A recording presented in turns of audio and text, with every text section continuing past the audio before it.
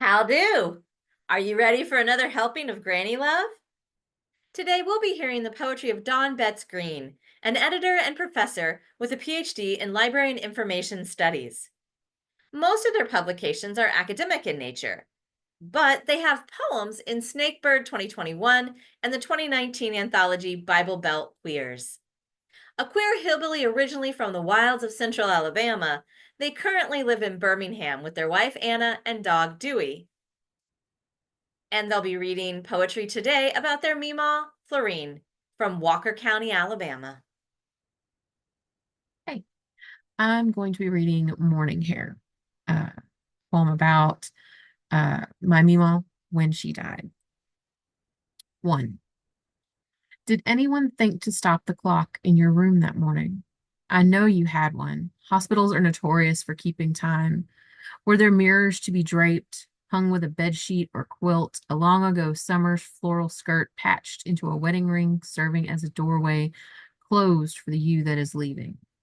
Those tiny salt packets they bring with the jello and tea would have been enough for the windowsill.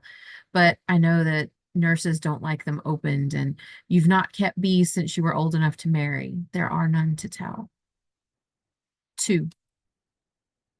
Standing in the harsh light of our bathroom, hair wrapped tight at the base of my neck, black-handled scissors grown dull from Sunday coupons and amateur sewing projects ripping through, pulling like home, like you. 3. The casket really was beautiful.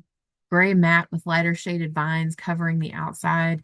This, yellow roses, and the bluegrass twang of a gospel hymn, and that, only a happy accident, are all that was you in this gathering. An outsider stopping to nod respect might have assumed it was a funeral for Jesus himself or someone with exceptionally bad taste in both music and scripture.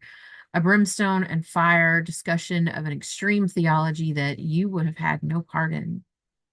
Later at the graveside, we were avoided. The black sheep and her oldest child pulling flowers from the arrangements and taking cell phone pictures of what seems a plot too small to hold you, like the hillbilly descendants that we are. They have gotten above their raising, I think, forgotten where you and they came from, transformed into relatives from the family you taught them to be. 4.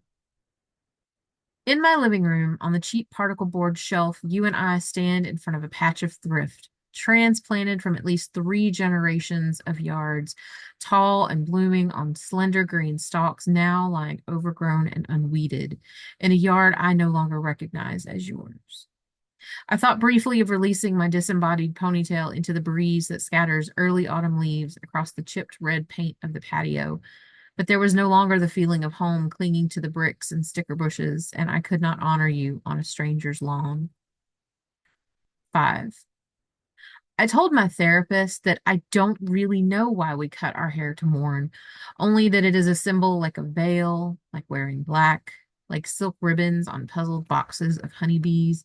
But I lied. Is it a sin to withhold from the woman who signed your prescriptions? Because I know why. It is to remember that all things can end messy and uneven, to see that a piece of ourselves can lie cold and dead at the quick movement of a wrist and something so like home as sewing scissors. And that in the end, the physicists are right. You are not destroyed, but simply changed into another form, free to begin again, like dyed burgundy locks woven into nests, and clocks restarted, and salt put away to season leftovers, and windows closed, and quilts folded and put away. Thanks for stopping by. Means we good to each other.